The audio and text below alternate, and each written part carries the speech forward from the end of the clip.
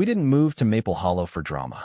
We came for the quiet 7 acres of rolling Tennessee hills, a creaky old farmhouse, and a sky so wide it felt like you could breathe forever. My daughter, Sarah, was 17, whip-smart, with a laugh that could light up a room and a stubborn streak that matched mine. At 52, I'd seen enough of the world to know peace was worth fighting for. But peace, it turns out, doesn't come cheap, not when someone like Margaret Tate decides she owns your land, your life, and even your kid. It started the day we heard about Willow Creek Manor, a shiny new gated community sprouting up just beyond our property line. Rows of cookie-cutter houses with manicured lawns and mailboxes that screamed suburban superiority. We ignored it. Our land wasn't part of their deal deeded to my family since my granddad's day. But Margaret, the self-appointed queen of Willow Creek's HOA, had other plans. She showed up one crisp October morning, heels clicking on our dirt driveway, holding a leather-bound binder like it was the Constitution. "Welcome to the neighborhood," she said, her smile as fake as her tan. "I'm here to discuss your integration into Willow Creek." I leaned on my porch rail, coffee mug in hand. "Margaret, we're not part of your HOA. Never have been. Never will be." Her eyes narrowed, but she handed me a glossy packet anyway rules, fines, and a map that conveniently redrew our property line into her domain. I handed it back. "This is private land. Take your rules elsewhere." She didn't argue, just turned and left, her heels kicking up dust. I should have known that was her opening shot. Within a week, the violation started. A letter claimed our barn's peeling paint was an eyesore. Then came complaints about our rooster, Rusty, crowing too early. Anonymous notes in our mailbox nitpicked everything from Sarah's bike leaning against the fence to the wildflowers along our drive. A neighbor, Tom, who lived on the edge of Willow Creek, whispered that Margaret had called Sarah, that unruly teenager, at an HOA meeting. I brushed it off, told Sarah to keep her head high. But Margaret wasn't just meddling, she was building a case, and we were her target. It was a Saturday, the kind of golden morning where the air smells like hay and promise. I was raking leaves by the back fence, Sarah out walking our mutt, Scout, along the creek trail on our land. Routine. Normal. Until I heard voices sharp, male, and unfamiliar. Then Sarah's voice, high and furious. "You can't touch me. This is our property." I dropped the rake and ran, boots pounding dirt, heart hammering. Rounding the barn, I saw them 2 men in cheap navy polos with Willow Creek compliance stitched on the chest, dragging Sarah toward a golf cart. Scout barked like a banshee, leash dragging. One guy, broad with a buzz cut, gripped Sarah's arm.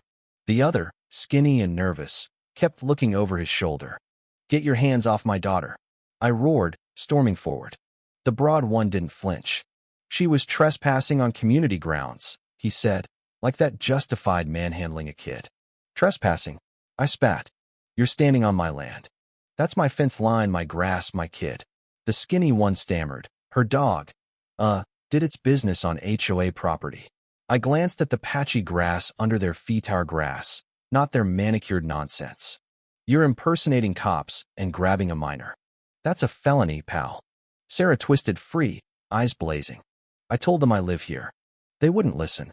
Before I could answer, a white SUV rolled up, and out stepped Margaret, pristine in a blazer and pearls, holding a tablet like a scepter. "Your daughter violated 4 HOA ordinances," she declared. "She's banned from common areas, and you're fined $300. I stepped closer, voice low. "Margaret, you sent goons to kidnap my kid off private property. Your fines mean nothing.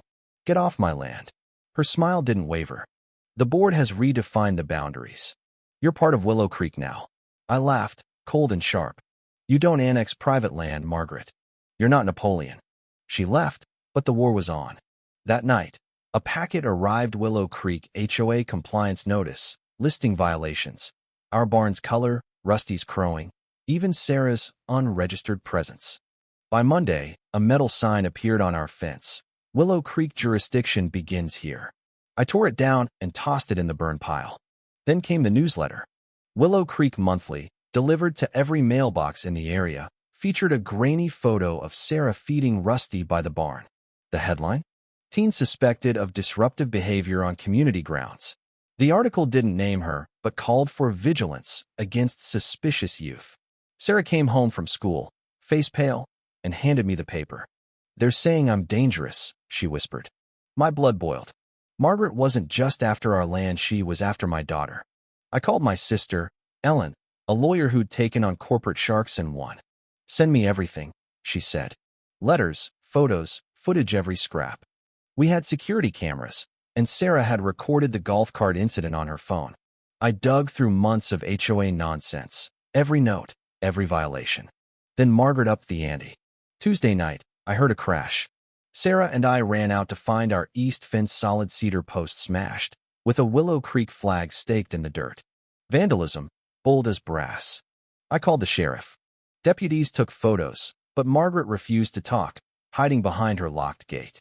2 days later, I opened the front door to a scene straight out of a bad movie. Margaret lay sprawled at the end of our walkway, clutching her ankle, moaning like she'd been shot. A crowd gathered, Willow Creek neighbors, drawn by her theatrics. "She pushed me," Margaret wailed, pointing at Sarah, who stood frozen beside me. "You're lying," I said, voice steady. "You trespassed, staged a fall, and now you're framing my kid." I handed the deputy our camera's memory card. Margaret's eyes widened. She knew we had her. The footage showed it all. Margaret tripping over her own foot, no one near her. The deputy shook his head. "No assault here, ma'am." But Margaret wasn't done. That afternoon, another violation notice arrived, citing hostile behavior and unapproved fencing, punishing us for their vandalism.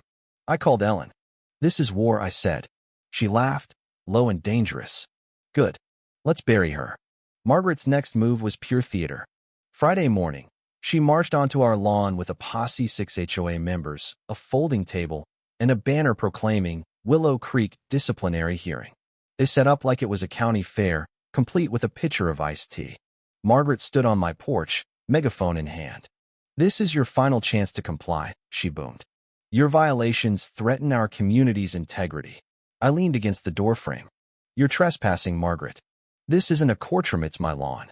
She ignored me, banging a gavel. "Yes," a gavel on the table. "The board orders barn repainting, animal removal, and $4,000 in fines." Sarah stepped out, phone recording. "You're done, Margaret." I handed over a folder. Deeds, maps, FAA complaints about her drone, caught flying over our land with audio, and witness statements. Margaret's voice shook. "The juvenile cannot attend." Before I could respond, sirens cut the air. 3 patrol cars rolled up, led by Sheriff Dan Carter, Sarah's godfather, a man who didn't tolerate nonsense. He surveyed the scene. Table, banner, gavel. "Detain those 2, he said, pointing to the golf cart goons. "And clear this circus off private property." Margaret shrieked. "I'm the HOA president. This is my authority." Dan didn't blink. "You orchestrated an illegal detainment, distributed a minor's photo, and flew an unregistered drone. You're lucky it's just cuffs." The goons were led away, pale and silent. Margaret's posse folded their chairs, muttering apologies. The banner came down. Margaret stood alone, clutching her gavel, screaming, "This is tyranny." I stepped closer. "No, Margaret. This is justice." We filed the lawsuit Monday. Ellen laid it out. Harassment, defamation, trespassing, illegal surveillance. By noon, 3 HOA board members resigned. By night, Margaret was online, ranting about a vendetta. But the tide had turned. Neighbors left notes of support, even cookies. Then Margaret tried one last stunt. Wednesday night, a tow truck hooked my pickup, claiming illegal parking on my own driveway. I stopped the driver, who mumbled. HOA said the map changed. Ellen laughed when I called. "She's begging for it. Let's end this." The courthouse was packed. Ellen presented our case like a prosecutor. Footage of the detainment, drone files, the newsletter, the fake tribunal. Margaret's lawyer, a sweaty man in a cheap suit, floundered. Margaret stood, voice shrill. "I protected our community. That family defied order. I stood too. You stalked my daughter, vandalized my property, and lied to everyone. You're not a leader, you're a bully." The judge ruled damages for harassment, defamation, and surveillance, plus a restraining order. Margaret screamed, "I am the HOA." The judge silenced her. "You're dismissed." Margaret vanished for a week. Her SUV sat untouched, her house dark. The HOA crumbled, newsletters stopped, patrols ended. A new sign appeared at Willow Creek's entrance. Welcome to Freedom Lane. Margaret's countersuit, claiming emotional distress, was thrown out. She sold her house at a loss to a couple who hung a "No Karens Allowed" sign. We threw a barbecue, neighbors, kids, laughter. Sarah raised a glass of lemonade. To liberty and sanity. The crowd roared. As the sun set, I looked at my daughter, stronger than ever, and our land, finally ours again. Margaret had tried to break us with fear, but we fought back with truth. She lost everything: her power, her home, her grip on Willow Creek. We won something better: our freedom.